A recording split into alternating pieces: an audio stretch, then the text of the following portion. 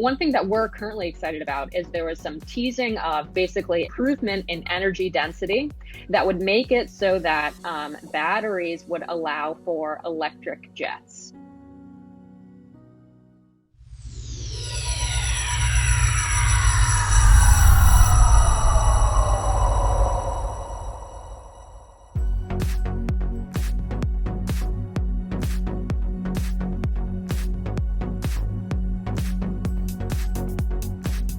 So Elon Musk has talked about supersonic electric jets before, but said that, the energy density wasn't there. Now he's saying that could happen in the next 3 to 4 years.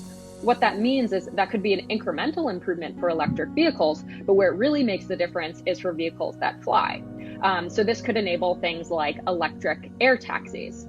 So actually, according to Sam's work, an electric eVTOL, vertical takeoff and landing vehicle, could actually transport you, for instance, in New York, from downtown to the airport for the price of a taxi today. So this could be, very disruptive, very quick. You could basically fly over traffic. And we think, this could be a fully autonomous operation. And I think it's, it sounds like a very far out there idea. But the fact is we're actually approaching that point today because of these chemistry improvements.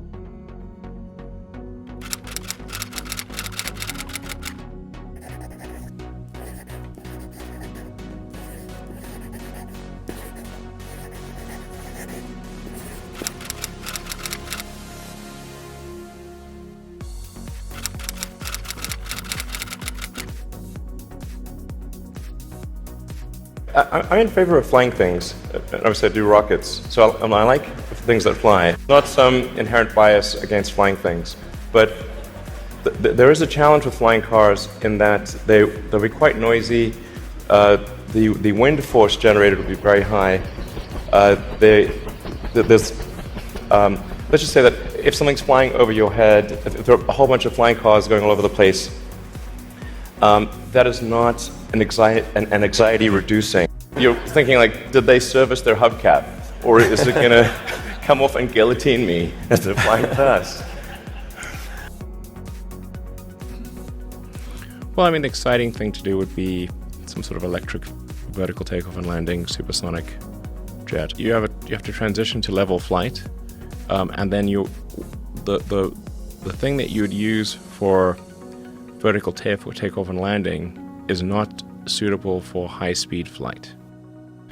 The interesting thing about an electric plane is that you want to go as high as possible, but you need a certain energy density in the battery pack because you have to overcome gravitational potential energy. Once you've overcome gravitational potential energy and you're at a high altitude, the energy you use in cruise is very low, and then you can recapture a large part of the gravitational potential energy on the way down.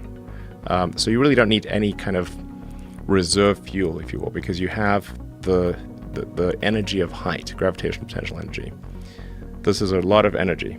So once you can get high, the way to think about a plane is it's a force balance. So the force balance. So a plane that is not accelerating is a neutral force balance. You have the force of gravity, you have the lift force of the wings, then you've got the force of the whatever thrusting device, so the propeller or turbine or whatever it is, and you've got the resistance force of the air. Now the higher you go, the lower the air resistance is. Air density drops exponentially, but drag increases with the square. An exponential beats a square. The higher you go, the faster you will go for the same amount of energy. And at a certain altitude, you can go supersonic with less energy per mile, quite a lot less energy per mile than an aircraft at 35,000 feet, because it's just a force balance. It makes sense, though.